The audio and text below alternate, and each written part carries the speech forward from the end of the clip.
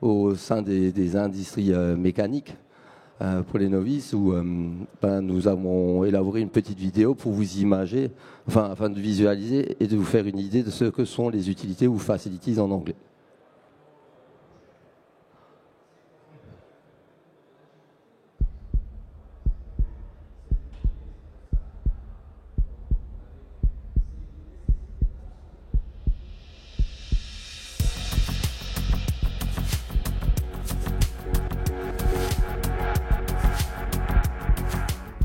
Le corps vit grâce à une dizaine de systèmes différents.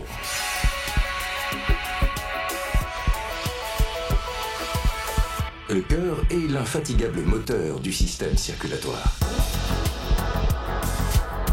Il met les fluides en mouvement 24 heures sur 24 dès la naissance. Le système circulatoire assure le transport des nutriments.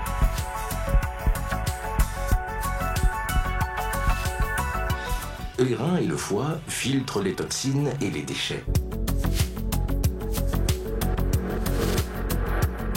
La circulation des fluides assure aussi la thermorégulation.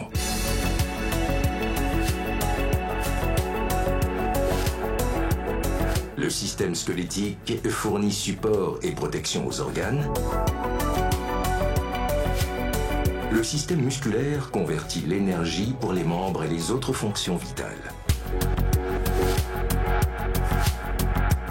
Le système respiratoire est le lieu des échanges gazeux indissociables de la distribution de l'énergie.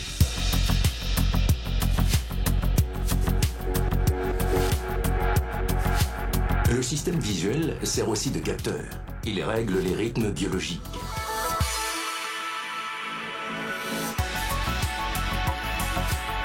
Le système digestif absorbe et traite les nutriments nécessaires à l'activité du corps. Le système nerveux relaie les signaux électriques et pilote les sous-systèmes non conscients.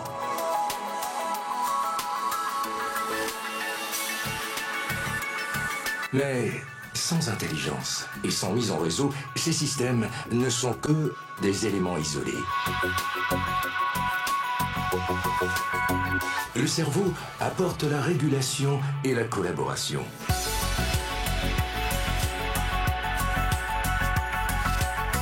Il permet l'anticipation et la protection.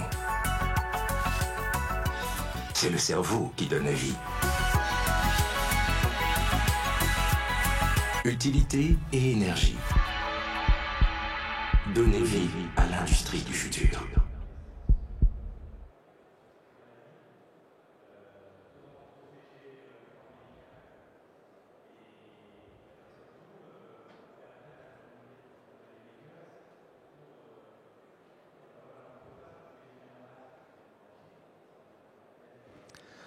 Donc tout est lié, vous l'aurez compris, et c'est notre vision projet. Donc pour ce qui me concerne, l'analogie du fonctionnement d'une usine de production avec le corps humain a toujours été une évidence. C'est avec cette analogie qu'on peut imager et expliquer simplement à des novices comment ça fonctionne. Donc notre mission, c'est d'être la référence au sein de notre groupe, puisque notre groupe, comme je vous l'ai dit, 200 points de vente, 50 usines. Donc cette mission est moins intuitive, mais je m'expliquerai dans quelques instants après vous avoir donné les éléments de compréhension de notre démarche.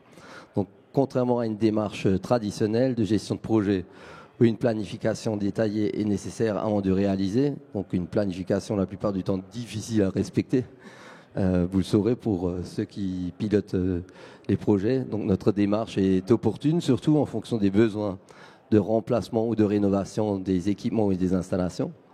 Mais aussi des aides du moment. Donc on ne va pas se cacher que souvent nous faisons appel aux certificats d'économie d'énergie, des appels à projets, des différents appels à projets pour l'industrie, pour moderniser nos équipements, mais aussi les rendre un peu plus éco-friendly.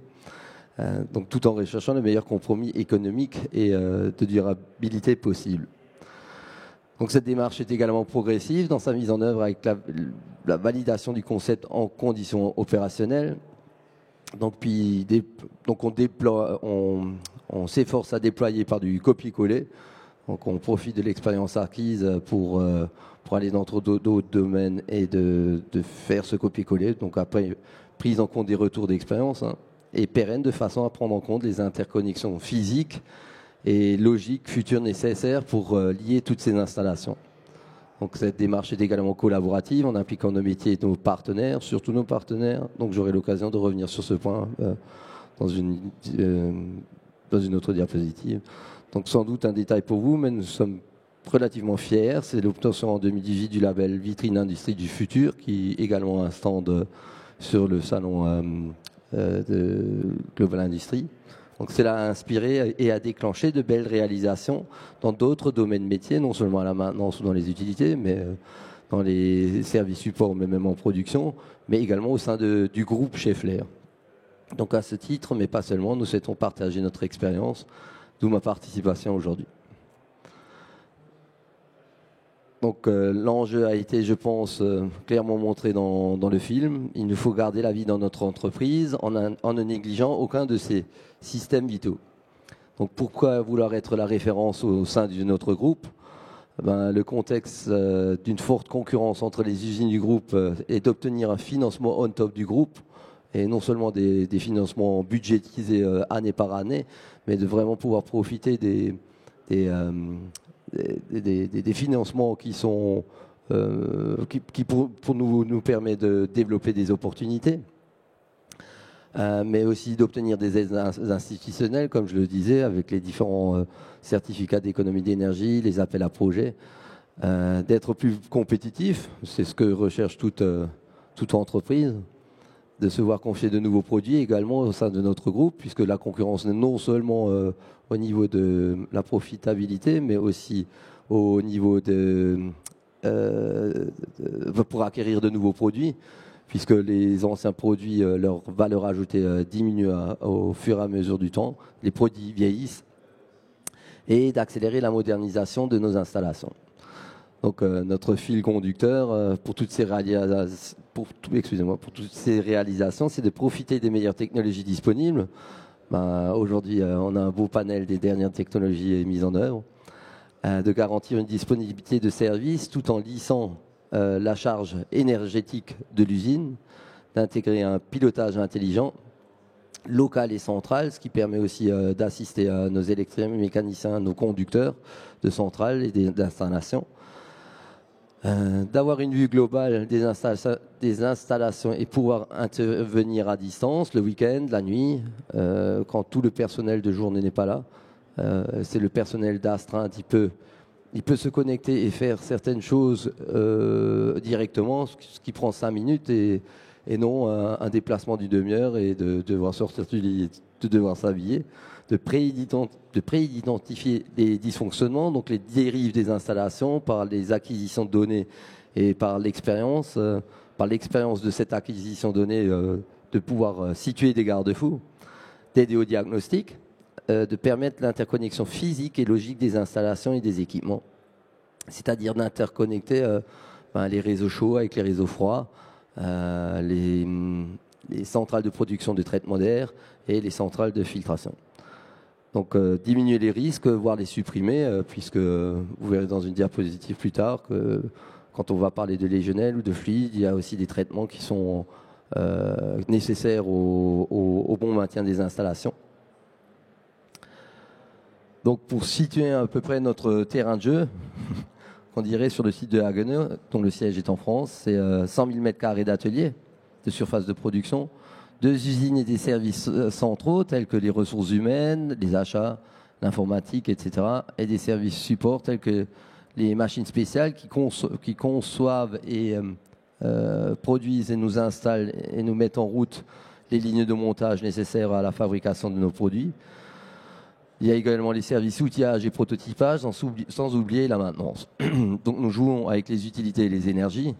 Les utilités que nous avons imagées dans le film, ce sont le chaud, le froid, l'éclairage, les fluides de procédés, tels que l'air comprimé, les fluides de coupe ou encore les huiles de traitement thermique. Donc les énergies principalement sont l'électricité, les gaz de process, le gaz naturel, et l'énergie fatale sur laquelle je reviendrai dans un des exemples de développement que nous avons fait. Et donc, je vais vous citer les 3 exemples. Donc un exemple qui n'est pas anodin et qui permet d'avoir un retour sur investissement assez rapide, mais qui permet également de penser à l'humain, de lui favoriser ses conditions de travail. Donc la première réalisation concerne la mise en place d'un éclairage dynamique de nos halls de production. Donc on sait que depuis la nuit des temps, l'homme s'est adapté au rythme jour-nuit et à l'influence du soleil. Donc on parle là de rythme circadien. Donc, au début du XXIe siècle, les scientifiques ont montré l'importance d'un photorécepteur de l'œil sur notre horloge biologique, et la lumière influence notre éveil et notre repos, sécrétion de mélatonine et ainsi de suite pour ceux qui connaissent un peu plus le sujet. Donc c'est ce qui impacte notre état de forme, notre santé et également au final aussi notre performance.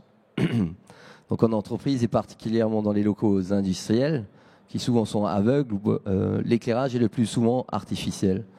Il y a aussi des skydomes qui compensent cet éclairage artificiel. Donc on a aussi de l'éclairage naturel qui compense avec ça. Donc jusque-là, il n'y avait aucune prise en compte de cet effet biologique dans l'éclairage de nos halls de production. Donc l'idée était d'adapter l'éclairage artificiel en fonction des besoins physiologiques et des conditions environnantes. C'est ce qu'on appelle l'éclairage dynamique. Donc l'homme est au centre de cette démarche quand on cherche à maximiser son confort présent et à court terme. Donc par exemple, pour favoriser une meilleure récupération lorsqu'il rentre chez lui après une équipe de nuit. Donc techniquement, cet éclairage dynamique consiste à ajuster en permanence la luminosité en fonction des périodes de la journée et des conditions ambiantes. Donc on recherche également au début et en fin de période de travail, surtout en équipe de nuit, une lumière moins intense qu'entre les deux. On suit, comme vous pouvez voir sur l'image, l'intensité lumineuse qu'a le soleil au courant de la journée.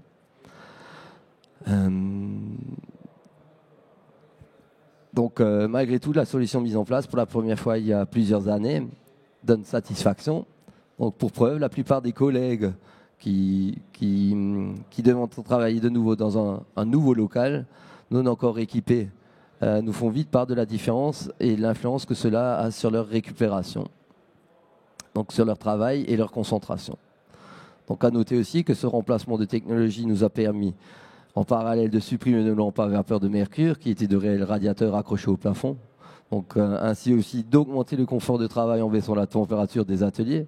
Donc je reviendrai sur ce point dans la présentation d'une autre réalisation, et de diviser par 8, ce qui n'est pas anodin, la consommation d'électricité de l'éclairage tout en optimisant le facteur maintenance. Divisé par 8, il faut savoir que chez la plupart des industriels, l'éclairage représente, selon les technologies, entre 5 et 10% de la consommation globale d'un site industriel, ce qui n'est pas négligeable. Et donc le fait de les remplacer, améliorer le confort du travailleur, diminuer les dissipations de chaleur, et en plus de participer à l'intéressement général de l'entreprise, c'est pas mal non plus. La seconde réalisation concerne la production et la distribution d'air comprimé. Donc pour mieux comprendre, une brève description de l'état initial. Donc nous avions des compresseurs majoritairement refroidis à l'eau. Donc la pression souhaitée dans le réseau d'air comprimé était obtenue par un réglage individuel et manuel d'une consigne pour chaque compresseur et rien d'autre. Donc la nouvelle installation centralisée prend en compte la qualité globale de l'air comprimé produite et l'efficience énergétique globale. Pour cela, il faut non seulement piloter avec précision sa production, mais aussi la régulation thermique des équipements et des locaux. Les rendements sont bien meilleurs sur un compresseur lorsqu'on aspire de l'air à 15 degrés que lorsqu'on aspire de l'air à 35 degrés. Le taux de compression, le rendement global du taux de compression est meilleur, s'en va améliorer. Donc les parties pneumatiques, aéroliques, hydrauliques sont intimement liées. Donc les piloter individuellement peut rapidement amener à un chaos. C'est pourquoi nous avons développé un pilotage global et intelligent. Concrètement, nous avons instrumenté notre réseau d'air comprimé ainsi que les compresseurs, donc capteurs de température, débitmètre, capteurs de pression, remplacer les compresseurs, mais tout ça digital et non plus comme avant des manomètres visuels. Donc remplacer les compresseurs à refroidissement à eau par des compresseurs à motorisation variable refroidi à air.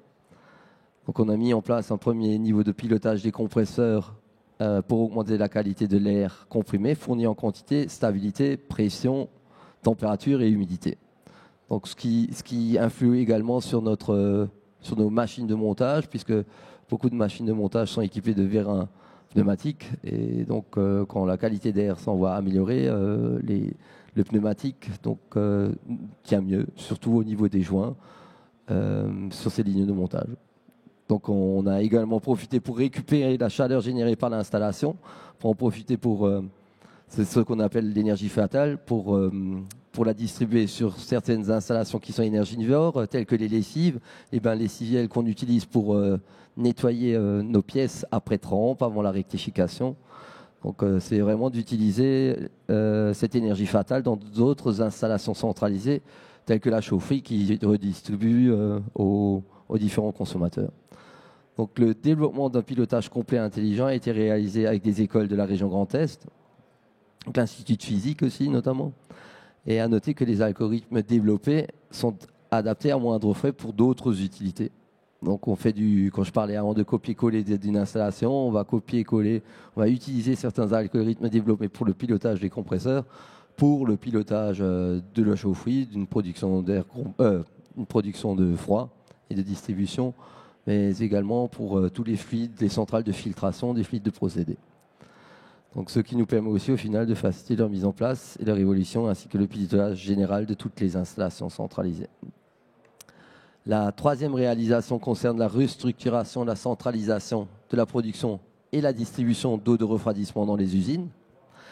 La mise en service de cette installation nous a permis et nous permet de raccorder facilement nos machines au réseau d'alimentation, des utilités et des énergies grâce à un système plug and play, un auto-équilibrage de réseau.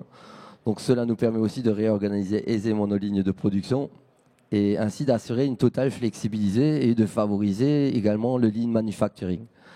Cela nous permet aussi d'augmenter la surface de production disponible en ayant supprimé tous les groupes froids implantés dans nos ateliers, obsolètes et énergivores dans ces zones de production et qui dégageaient aussi de la chaleur. Cette installation centralisée nous permet d'obtenir des rendements exceptionnels. Donc, à un moment, on parlait d'éclairage qui représente entre 7 et 10% de la consommation globale d'une usine. Quand on parle de froid, chez nous, on était plus aux environs de 15 à 20%. Donc, ça nous a pratiquement permis de diviser par deux la consommation électrique liée à la production de froid. Ça nous a permis également de réduire et de faciliter les opérations de maintenance, puisque avant on avait pratiquement 200 groupes froids disséminés dans l'usine, donc contrôle réglementaire annuel ou biannuel, d'améliorer le confort des occupants, donc ce que je disais en supprimant le dégagement de chaleur dans les locaux, et de diminuer sensiblement le niveau sonore, parce qu'on peut aussi parler de niveau sonore. Quand vous avez un groupe froid avec des ventilateurs qui tournent toute la journée à côté de vous ou à 2 mètres de vous, ça contribue et ça participe aux nuisances sonores globales des ateliers. Donc, ce qui nous a permis aussi d'augmenter la durée de vie des équipements, de réduire la charge électrique, donc globale, tout en anticipant les besoins de l'usine. Donc, la prochaine étape, c'est en vue de travailler en mode smart grid, pour ceux qui connaissent, c'est-à-dire de pouvoir faire du délestage électrique en accord avec notre fournisseur d'électricité. Et de collecter les données des installations et de fonctionnement. Donc, afin d'optimiser continuellement l'installation et de contrer les éventuelles dérives du système. C'est ce que nous appelons notre garde-fou. Donc, ce que nous avons mis en œuvre à l'usine automobile, c'est la construction d'une centrale froide de production et de distribution surplombée de 4 machines frigorifiques de 1,2 MW chacune. Un pilotage centralisé et décentralisé accessible à distance, que je vous disais avant, pour par exemple assister nos électromécaniciens en cas de dépannage, que nous soyons sur site ou en période de congé, enfin pas de congé, d'astreinte. Donc nous avons mis également en œuvre la récupération de la chaleur des groupes froids pour d'autres besoins. Donc avant, je parlais de récupération de chaleur sur les compresseurs, donc à un niveau de température de 85 degrés. Sur les groupes froids, aujourd'hui, on arrive aisément à récupérer 50 voire 55 degrés en température d'eau. ce qu'on peut utiliser pour le chauffage des locaux ou le chauffage ou le préchauffage d'eau chaude sanitaire ou le préchauffage de bains lessiviels. Ce qu'on nous a mis en œuvre aussi, c'est un fonctionnement alternatif en mode free cooling et en dessous de 14 degrés. Donc nous n'utilisons plus la thermodynamique pour refroidir notre eau de process, mais on utilise vraiment des ventilateurs comme les ventilateurs de votre voiture. On en a profité, tout cela pour profiter également de baisser, d'abaisser le niveau d'élever le niveau de température de distribution de toute la distribution d'eau. Donc avant nous étions à 6 degrés. 6 degrés, ça nécessite beaucoup plus d'énergie que de distribuer de l'eau à 18 degrés. Ce que nous avons mis en œuvre également, c'est pour assurer cette continuité de service, de mettre en place des standards, donc des platines standards de découplage hydraulique et thermique aux différents points d'utilisation. Donc chaque machine aura une petite platine où on découple le froid par rapport au réseau. Donc après, quand je parlais de copier, je reviens toujours à mon copier-coller. Donc cette installation, c'était pour l'usine automobile. On l'a installée sur l'usine à l'usine industrie où nous fabriquons des guidages linéaires. Et d'autres usines du groupe en ont profité pour copier également ce système qui aujourd'hui est le plus flexible et le plus intéressant au niveau des investissements et au niveau du maintien des frais d'exploitation. Donc vous avez là une vue générale de l'installation froid. Donc on peut voir sur la diapositive de gauche, ça fait un peu bling bling, c'est tout joli, c'est tout neuf, mais il faut savoir que ça nous permet d'économiser beaucoup de choses. Donc au milieu nous avons l'interface de supervision, c'est une interface standard de supervision. Toutes nos interfaces ressemblent à ce design, que ce soit pour du chauffage, une installation de production de chaud, de froid, d'air comprimé. Toutes les installations ont le même design, ce qui permet aussi à nos opérateurs et à nos conducteurs de centrale d'avoir toujours le même domaine. On peut voir qu'on a un synoptique général, on peut cliquer sur ces différents éléments pour les actionner, pour les mettre en mode automatique, semi-automatique, pour pouvoir les brider, faire de la maintenance dessus. Donc ces pilotages sont accessibles en local au niveau du pupitre d'opérateur dans cette centrale, mais aussi à distance. Donc on peut prendre la main dessus pour éventuellement faire de la formation, de l'aide au diagnostic, mais également de l'aide au dépannage. Et donc à droite, c'est un extrait d'un rapport mensuel généré automatiquement qui met dans le cas présent en parallèle l'EER. Donc l'EER, c'est l'énergie efficiency ratio, c'est le COP froid, donc le coefficient de performance froid. Donc c'est le rapport quantité de froid fourni sur les kilowattheures électriques dont on a besoin. Donc ça met en parallèle la charge de l'installation. Donc est-ce que la production travaille est-ce que toutes les machines de production travaillent, puisque nous sommes en mode 4x8, 3x8, 2x8 et certaines personnes travaillent de journée, donc plus de machines sont sollicitées en journée que de nuit. Donc on met en parallèle également la température extérieure et le coût du kilowattheure froid produit au final. Donc maintenant, la partie résultat, celle qui intéresse le plus le patron, mais également les salariés, puisque cela contribue à participer à augmenter l'intéressement en général de nos collaborateurs. Donc notre démarche en 2016 était en rupture avec nos habitudes et celle constatée. Elle consolide différents métiers qui jusque-là restaient relativement et assez cloisonnés. Donc nous mettons l'accent sur 3 principes. Donc tout d'abord le principe d'efficience de nos actions. Celles déjà menées sont encourageantes. Ces quelques chiffres annuels d'économie ou de non-dépenses en témoignent.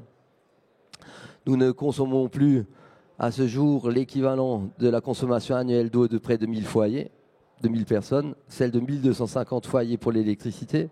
Donc nos dépenses annuelles de coûts d'exploitation ont baissé de 2,5 millions d'euros par an, ce qui n'est pas négligeable. Donc en l'espace de 5 années, nous avons réussi à diviser par 2 la consommation de gaz naturel et de réduire d'1 tiers la consommation électrique globale du site. Donc le second principe, c'est ensuite le principe de responsabilité écologique et durable. Nous avons supprimé les risques majeurs pour l'être humain et l'environnement en supprimant de nos process Les biocides, les réducteurs d'oxygène, les inhibiteurs de corrosion, le glycol et la légionelle. Ce sont également plus de 4000 tonnes de CO2 par an que nous ne produisons plus. Nous faisons systématiquement des analyses de cycle de vie lorsque nous voulons concevoir de nouvelles installations. Et nous recherchons à récupérer la moindre énergie fatale sur nos installations. Nous sommes assez fiers aussi de dire que nous recyclons 98% de nos déchets. Et enfin, et pas le moindre, le principe de collaborer et d'évoluer vers de meilleures pratiques, que ce soit avec nos partenaires, avec les écoles ou les organismes de tutelle régionaux ou nationaux. Donc nous portons une attention toute particulière à la formation de nos salariés et partageons notre savoir avec l'extérieur. Nous avons le souci de l'ergonomie.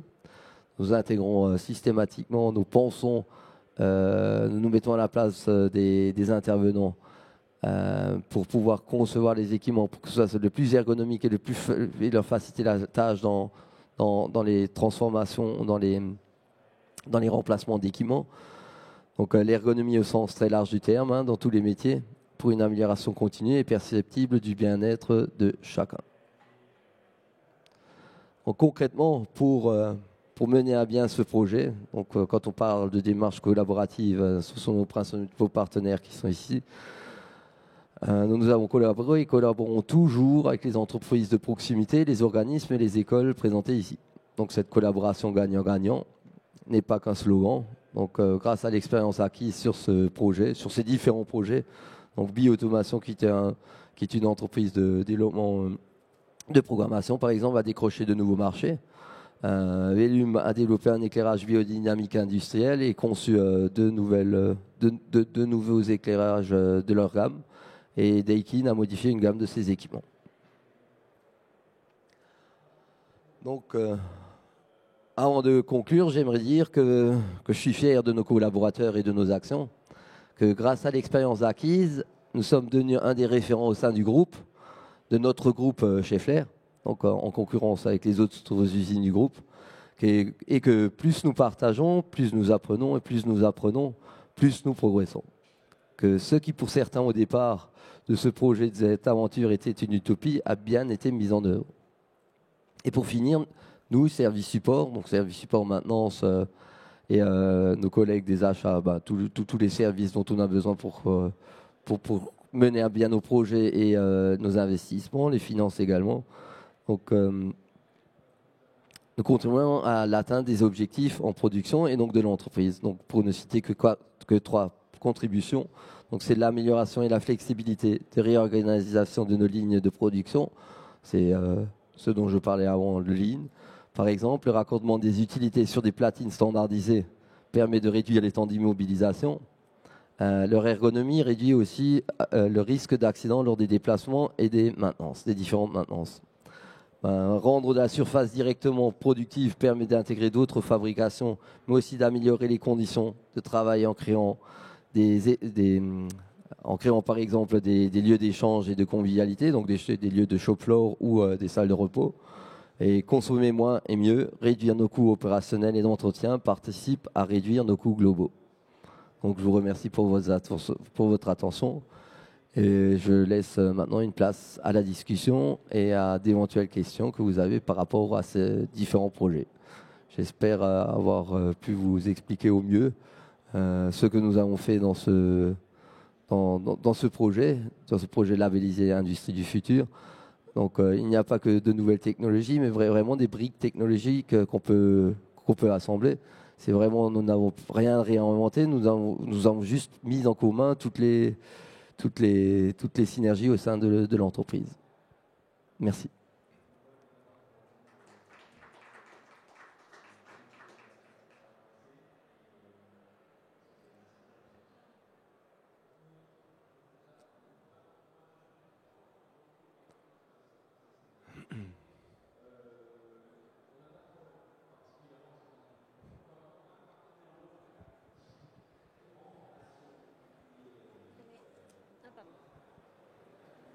Bonjour.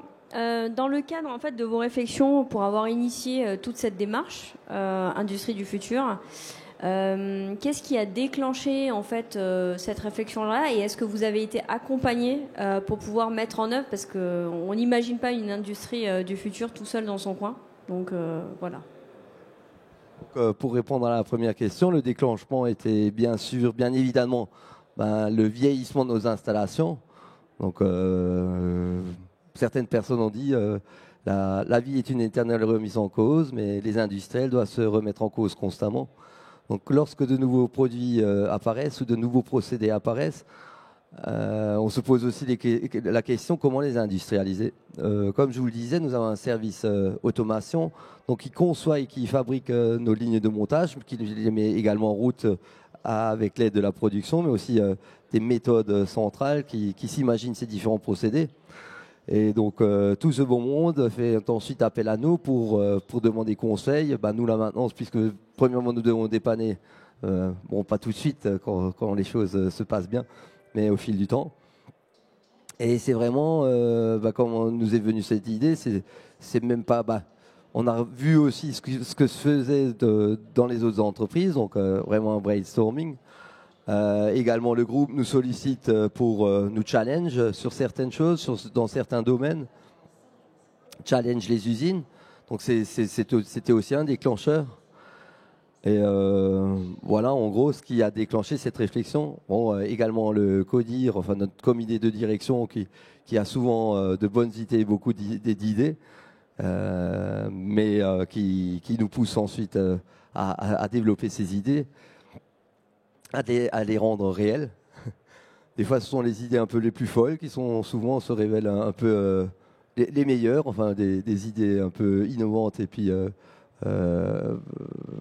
qu'on doit laisser le côté pragmatique sur le côté des fois.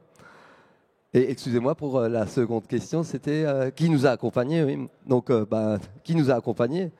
Les usines à côté de chez nous ont aidés dans certains domaines où ils avaient de l'avance sur nous. On a fait appel à la CCI, la CCI du Grand Est, qui ont des spécialistes qui nous redirigent vers d'autres spécialistes ou dirigeants d'entreprises ou d'autres entreprises, mais également l'ADEME, enfin un peu tous les organismes. On a pioché dans tout le panel possible et imaginable. Les salons nous ont fait le fait de se balader dans les salons et de voir ce qui se fait, ça nous donne des idées, mais aussi de discuter avec les spécialistes et les concepteurs de machines, de logiciels. Aujourd'hui, quand je vois par rapport à 10 ans, le pas et les évolutions qui se mènent, les technologies sont là, mais elles sont bien développées et il y a bien des têtes pensantes derrière des spécialistes qui nous assistent. Donc ce que je disais dans la présentation, ce sont toutes ces entreprises aussi, mais aussi les écoles. Donc on a eu pas mal d'étudiants qui souvent ont des idées à laquelle on ne pense même pas. Donc il faut les laisser courir, il faut un peu les booster. Et un peu voilà, à peu près toutes les entreprises qui nous ont aidés et pourquoi on a débuté cette réflexion. Oui. Merci Monsieur Gluck pour cette présentation très inspirante. J'avais une question par rapport à l'approche que vous avez adoptée sur le site d'Agno en attaquant le côté environnement. C'est pas forcément la première démarche que les entreprises entreprennent lorsqu'elles souhaitent mettre en place des solutions 4.0. Elles cherchent plus généralement à réduire les coûts à travers des améliorations de productivité ou de qualité. Et c'est qu'après qu'on pense à l'environnement. Mais quand on voit les résultats de coûts que vous avez présentés, on voit effectivement que c'est des choses qui sont très significatives. Alors ma question, c'est, je suppose que dans le groupe Schaeffler, vous avez également abordé la mise en place de solutions 4.0 en essayant de travailler directement sur la productivité et la qualité. Comment vous placeriez en termes de génération de valeur la partie environnement par rapport à une approche directement liée à la qualité et directement à la productivité? Est-ce que cette partie environnement, finalement, en termes de réduction de coûts, est aussi génératrice qu'une approche plus classique qui a tendance à travailler directement sur la qualité et ou sur la productivité? Merci pour cette question. Non, je veux dire, chez nous, c'est devenu vraiment une systémique. C'est pas, on n'essaye pas de travailler spécifiquement sur l'environnement, sur la qualité, sur la production. C'est devenu systémique dans le sens où, quand je parlais d'analyse de cycle de vie, c'est vraiment dans cette analyse de cycle de vie, inévitablement, quand on pense environnement, quand on pense énergie, quand on pense qualité, quand on pense longévité ou frais d'exploitation, donc remplacement des équipements, vieillissement des équipements, on voit directement en bas, on n'a pas besoin de convaincre ni les directions ni les collaborateurs. En fait, c'est une histoire financière derrière quand on pense environnement. Traitement d'eau ou ainsi de suite, c'est très onéreux, c'est très complexe, c'est très compliqué, c'est très suivi, c'est très quand à la base on fait un investissement, la part de l'investissement de départ et les frais d'exploitation ensuite, quand on regarde un peu cette marge qu'on dépense en plus, on s'y retrouve bien évidemment dans les projets. Et non seulement, il faut souligner aussi que tous les dispositifs mis en place aujourd'hui, donc ces différents appels à projets qui sont générés au niveau des régions, au niveau national, mais aussi les dispositifs de certificat d'économie d'énergie, par rapport à une installation traditionnelle, je veux dire, et une installation top fit, éco-friendly et très performante. En fait, la compensation des C2E permet à investir à moindre coût qu'une solution classique. Donc ça, il faut y penser aussi. Donc il y a tellement de paramètres qui rentrent en compte que on ne pense pas spécifiquement environnement, c'est devenu dans nos mœurs. Je veux dire, les nouvelles générations, à l'école, elles apprennent ça, ça va être inné chez eux, c'est plus comme nous, nous devons nous forcer à penser à ça. J'espère avoir répondu. Il y a encore une question ou c'est... D'accord. Sinon...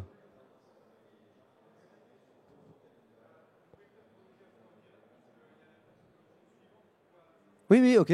On pourrait venir, on en discutera directement.